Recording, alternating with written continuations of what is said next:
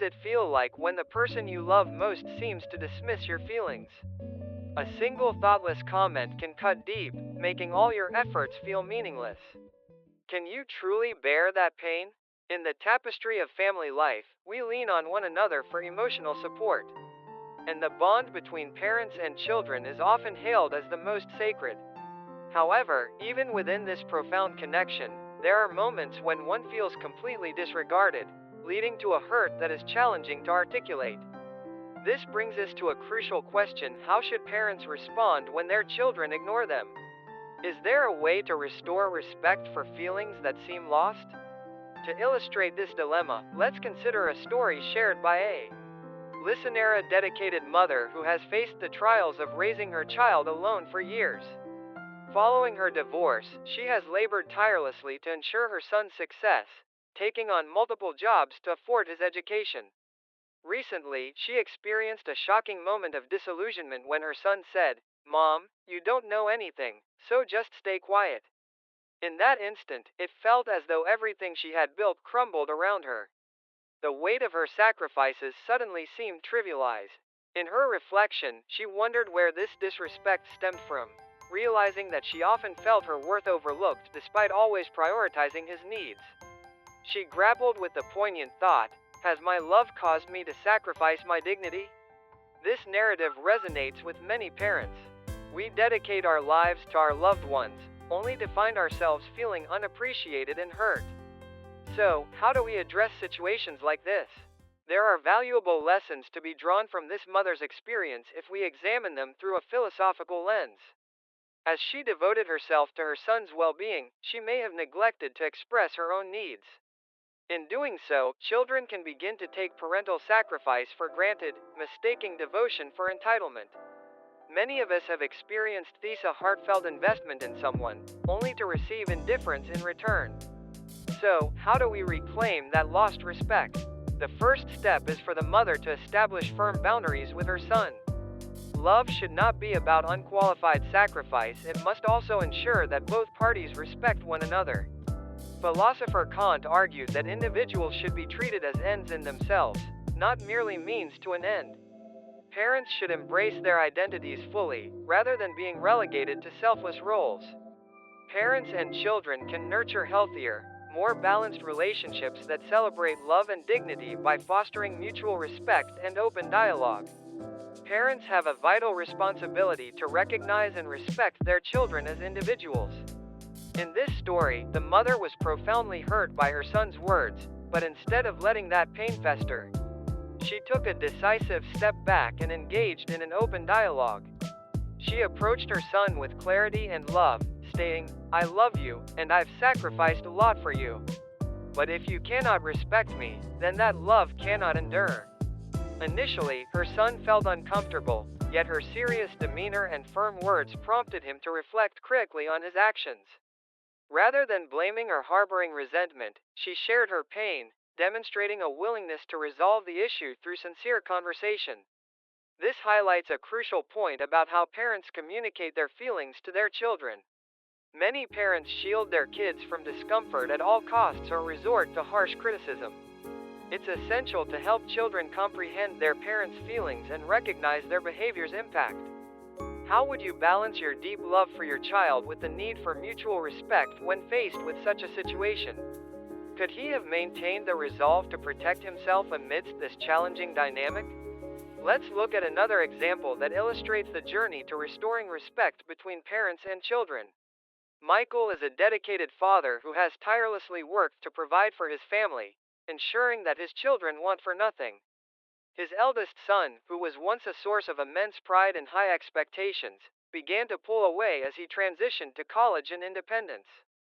The once close bond started to fray. The son grew disinterested in conversations and acted dismissively toward his father. Michael felt hurt by his son's behavior but struggled to find a way to mend the rift, often blaming himself for their disconnect. Then, one day, a single sarcastic remark from his son left him heartbroken. "Dad, you can't be so old-fashioned." The sting of humiliation from that comment cut deep, and after a restless night of reflection, Michael resolved to have an honest conversation with his son the following day. He initiated the discussion, saying, "No matter how you perceive me, my love for you remains unchanged. But I have to ask, do I truly deserve your respect? Has my life's work meant nothing to you?" His son appeared taken aback, but eventually, he began to articulate his feelings. He confessed that his father's high expectations felt suffocating, fostering resentment in him. Michael listened intently, realizing that his approach had its flaws. He expressed his feelings candidly while striving to understand his son's perspective. Through this open dialogue, they began to connect and understand each other more profoundly. Michael decided to temper his expectations and focus on respecting and supporting his son's choices.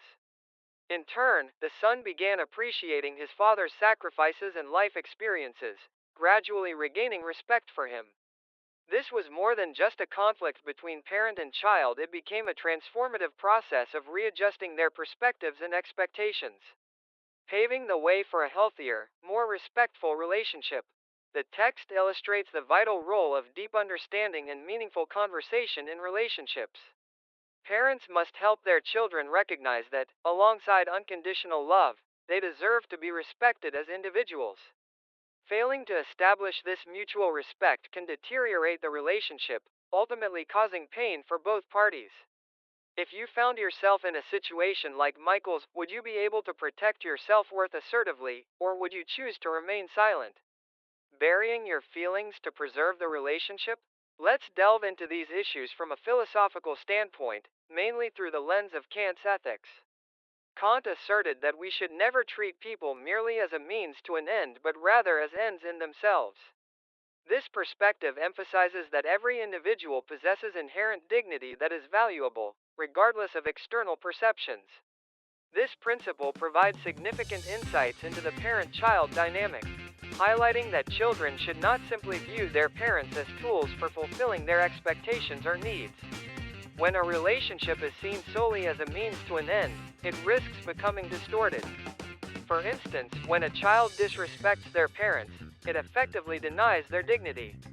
Conversely, when parents impose unrealistic expectations or treat their children as mere trophies, they undermine their sense of worth. Fostering a healthy relationship hinges on recognizing each other as independent, dignified individuals. Reflecting on Michael's experience, we see how his son initially dismissed him as outdated, offering no respect.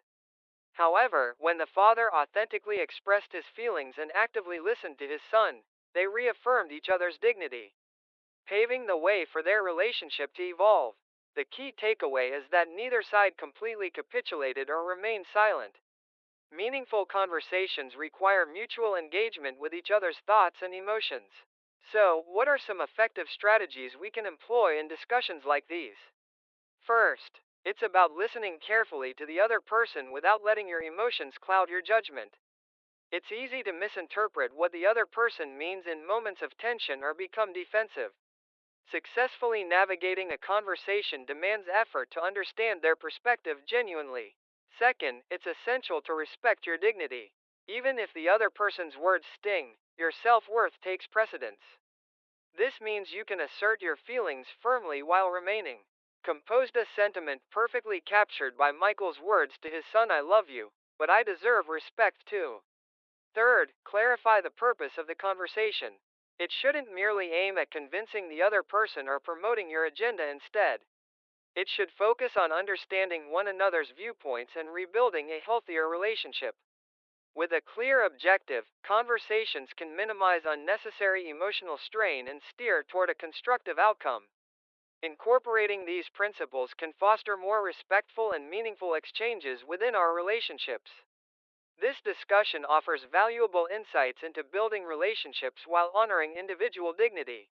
Applying this principle in parent-child relationships and all human interactions can establish a foundation for deeper understanding and mutual respect. Psychologist Marshall Rosenberg's nonviolent communication (NVC) concept is a particularly effective tool for fostering such connections.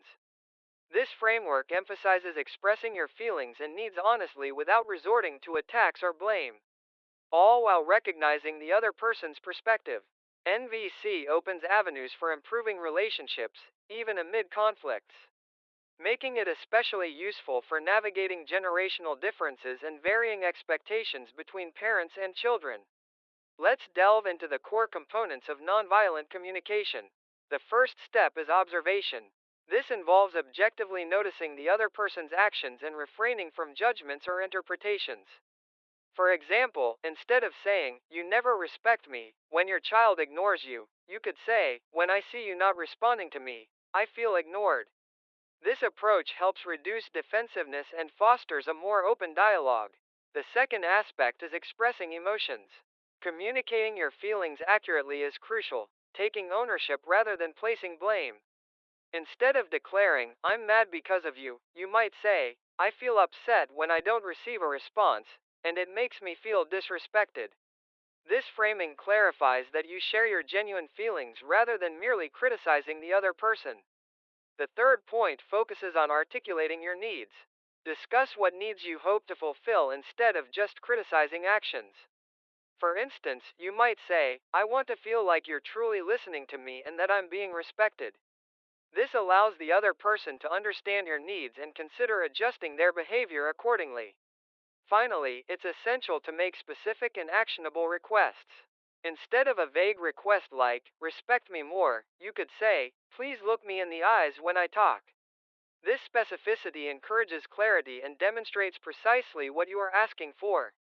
It's imperative to seek clear, actionable steps in our conversations. The nonviolent communication method not only aids in resolving conflicts but also nurtures deeper understanding and respect within our relationships.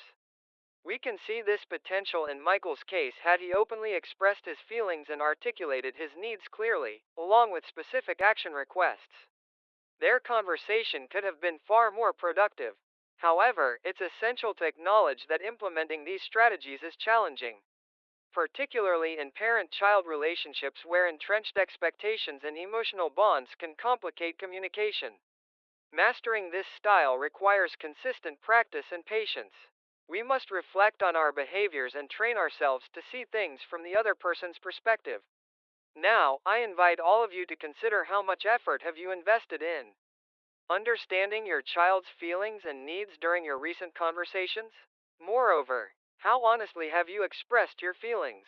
Reflecting on these questions can illuminate areas for growth and improvement in your communication practices. We can reflect on ourselves by asking thoughtful questions and fostering better conversations. Let's explore specific examples to see how this communication method can effectively deepen relationships. This time, we'll focus on how nonviolent communication can be applied in real life situations. Consider the experience of a parent struggling to connect with their high school son. When the son came home, he often wouldn't greet his parent and barely spoke at all, resulting in conversations that consisted of short replies and sometimes entire days spent in silence. The parent felt increasingly ignored and emotionally hurt. One day, the parent decided it was time for a serious talk but began the conversation with blame. "What kind of son completely ignores a parent?" Unfortunately, this statement only put the son on the defensive, leading to a heated argument where both of their feelings erupted.